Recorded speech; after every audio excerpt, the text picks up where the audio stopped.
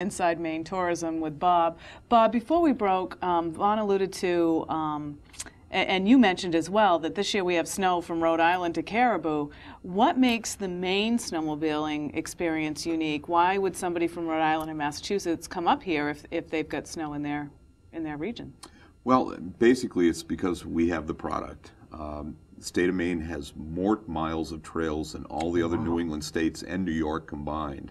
And in addition to that, there's great diversity in the riding, everything from southern Maine to the western mountains and over into the big woods around Moosehead Lake and Millinocket, and then finally up into Aroostook County.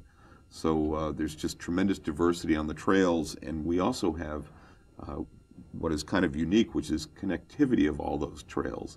So you can ride from point to point, you can load up your saddlebags, go for a week, stay at a different place every night. Restaurants, motels, everything you need is accessible from the trail system. So literally, you can go from one point to another. Our state's geographically huge, so you can go from tip to tip with interconnected trails. Absolutely. And a lot of people do, and particularly when we have a winter like this one, where we just have tremendous amounts of snow everywhere. There's great riding really from tip to top. This is a good example of where our rural nature and huge geography actually help us. Absolutely. Good point, Kim. You know, one of the things that kind of dovetailing in with that and Kim's conversation with you, Bob, on that, something I've been very interested in is fairs, festivals, and events. We know that drives tourism in Maine. Can you give me a little background on some of your larger events and unique events that are based around snowmobiling in Maine? Sure, and snowmobilers are very social creatures. It's a great family activity. A lot of our clubs have clubhouses on the trail system. They're open in the wintertime on weekends for serving lunch or just a place to stop and get information. And then they work with the local businesses, Chamber of Commerce, and there's some great events like the International Snowmobile Festival up in Madawaska, and the Winter Fest in Millinocket, and Snowdeo in Rangeley, and the Polar Blast in Eustis. And really, there's something going on just about every weekend to keep people occupied. You know, Bob, one of the other things is a great deal of pride in the industry. A couple of years ago, I believe I was up in Millinocket with you, and we were working a legislative event. We were at the club's facility up there, and I was really impressed in the museum, the reconstruction of several older machines and kind of the history and the evolution of it. And I think we've got a couple museums like that where you can really get a good idea of where this industry genesis began and what it's all about. This year, as part of Winterfest, they're recreating the 50th anniversary of some of those sleds, and the actual sleds will be ridden again. They have single-digit serial numbers, and it's going to take about 3 days to do what on a modern sled you can do now in a day. Yeah. Well, I guess, as I said, the industry has evolved so much, and it's one of those things, I think, as you mentioned a few minutes earlier, too, is that it's really a family-oriented sport. We see a lot of folks pulling into the visitor centers to get information, the trail maps, you know, and finding places to stay, where to go, that type of thing. And I noticed that it's mom, dad, and the kids. It sure is. And you know, I think one of the things, too, that I think that the listenership and viewers would really be interested in as well is the capital investment in this is really big. I know we talked on that a little bit earlier, but it's this type of thing that drives the Maine economy when you put it all together that makes it a multi-billion-dollar industry. And it looks to me as if you folks have had a pretty good year growth-wise on new equipment sales this year, if I believe I'm correct on what I've read. Everything is fueled by the snowfall. And obviously we're having a great snow year this year, and so yeah, people are buying new machines or upgrading their equipment because they're out there more. But they can get into it relatively inexpensively. A used machine, a two-up machine, so you can bring your kids. They actually make little tow-behind cabooses for snowmobiles that you can put the kids in. Or once again, if you want to try it, you can just rent a machine and take it out for a day and really get a great feel for it. You know, and having done very little of this, and I'll be honest with you, I was explaining my experience to you with you earlier when I first arrived in Maine, and Kim had one as a very young lady with her dad on it, driving. So I'm real novice at this. On average, what's the average trip length in a day that someone will do in Maine?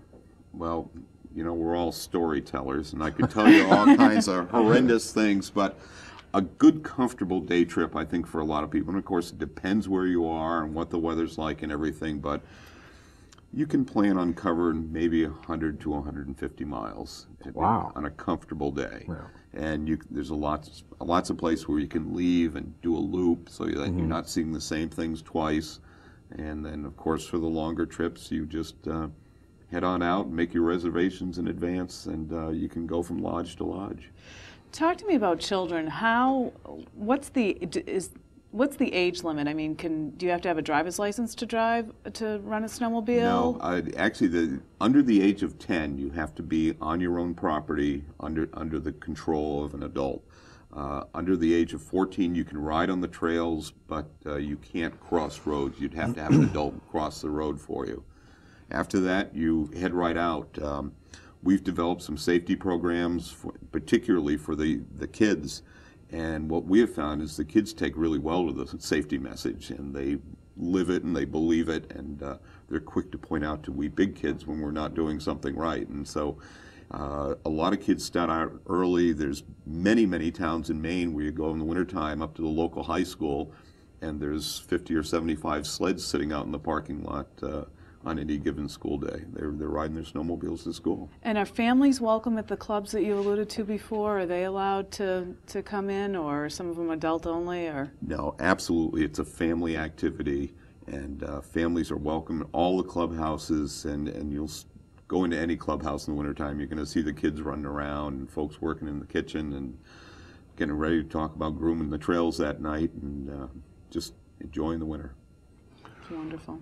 Well, Bob, I want to thank you. It's been extremely informative, as it always is when I'm around you. I learn something new every time we get together, and I want to thank you certainly from my standpoint, where the tourism industry in Maine is concerned, with having such a huge impact on it in such a positive way.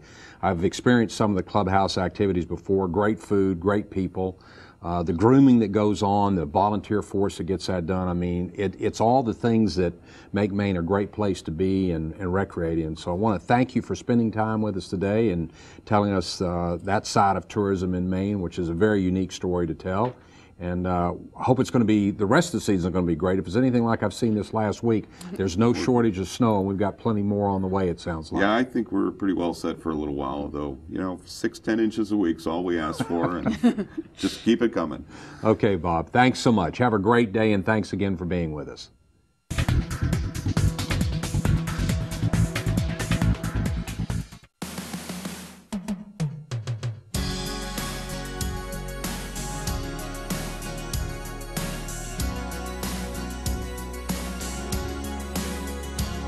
Standing here beside you, want so much to give you this love in my heart that I'm feeling for you. Let the world around us just fall apart. Baby, we can make it if we're heart to heart. And we can build this dream together, standing strong forever. Nothing's gonna stop us now.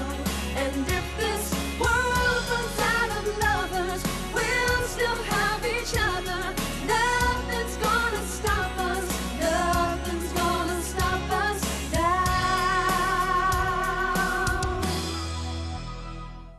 Fresh snow, fresh air, and incredible scenery awaits you in the Kennebec and Moose River valleys this winter. Enjoy an endless number of high-quality groomed snowmobile trails and places to stay. If you like winter fishing, you'll find world-class ice fishing in the Kennebec Valley. In addition to art and antique galleries and a wide array of restaurants to suit every palate. Visit us soon at www.kennebecvalley.org to download or request our travel guide and create your winter memories in the Kennebec and Moose River valleys today.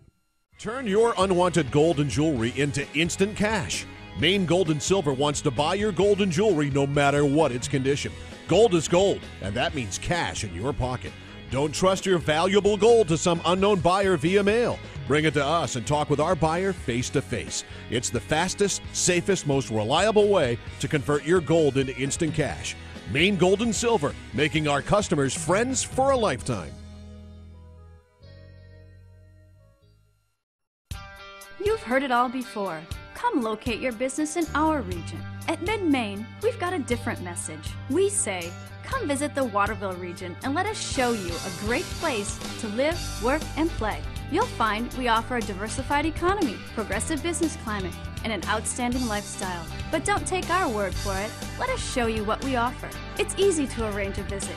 Just a quick stop at the Mid-Maine Chamber of Commerce website will get you started. And we're back on Inside Maine Tourism. I think, Vaughn, that Bob really illuminated for me all that the tourism industry does for the state of Maine. I didn't realize, I mean, I know that there's a vast expanse of snowmobile trails, but I didn't understand the complexity of the grooming and the interconnectivity of all of them. Well, I think one of the things that impressed me the most when I arrived in Maine, having spent most of my life down south, was that you could get on a vehicle other than a car or a motorcycle and find your way around Maine. So the first time I was in southern Maine, and you know, Bob talked about earlier about how much snow we have down there, and I saw people pull up behind a restaurant, I was almost, I didn't know what to say or do. I'd never seen anything like that before.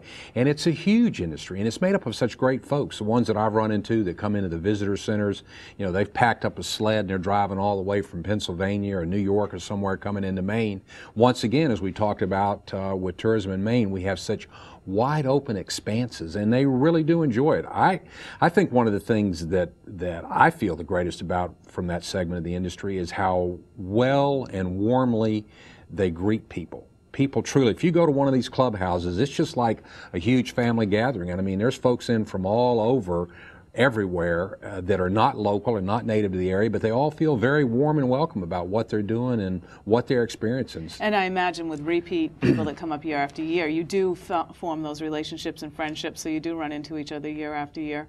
One of the things Bob mentioned was the Maine Snowmobile Trails ITS map, and he also cited that, he also said off air that in this map is a link to the other maps around the state. So I would really recommend the viewers get their hands on one of these snowmobile maps. Yeah, and your Chamber of Commerce information segment here, of course, has them. I think almost all the chambers in the state do, and we have them at all 8 of the visitor information centers. And as you said, it's really a hot item. People want it, and they come back to get the new one every year because there are changes, and it's just like a highway map, so it's extremely important. This year's been the biggest draw I've seen in my 10 years of people wanting these maps. Yeah, and you know, it's interesting because as that snow falls down south and people in the southern area of the United States see it, they really begin to think about snowmobiling. There's no two ways about that, and it is important. As Bob said, $350 million impact on our state. You don't want to overlook that. Well, it's really been great doing this segment of Inside Maine Tourism. Bob was the first guest, and an exciting season for the snowmobile industry, and I think just another great part of what the Maine tourism product's all about. So we look forward to sharing this message with all the viewers out there and many more to come over the days and weeks ahead. Inside Maine Business with Kim Lindloff and Steve Wallace is Maine's only business show hosted by Maine business leaders. Lindloff and Wallace know firsthand what it takes to bring business to Maine and what goes on behind the headlines of Maine's biggest business stories. Inside Maine Business will bring you the movers and shakers of Maine's business world. From banking, investment, real estate development, and tourism to Maine's most successful companies, Inside Maine Business will bring you the answers you need about Maine business.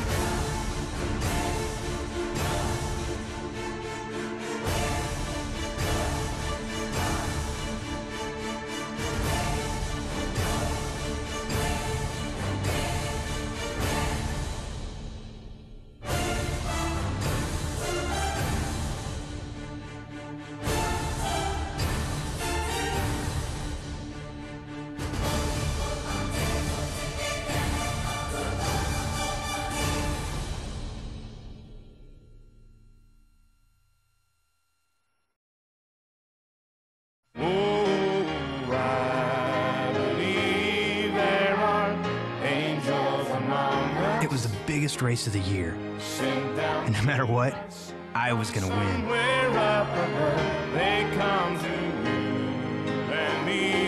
And that's when I realized that some things are more important than winning. Including others. Pass it on. A message from the Foundation for a Better Life. Come on, I haven't got all day here. Next! While we're still young. Hey. Come on. Great sandwich. Thanks. Compliments. Pass them on. Yeah.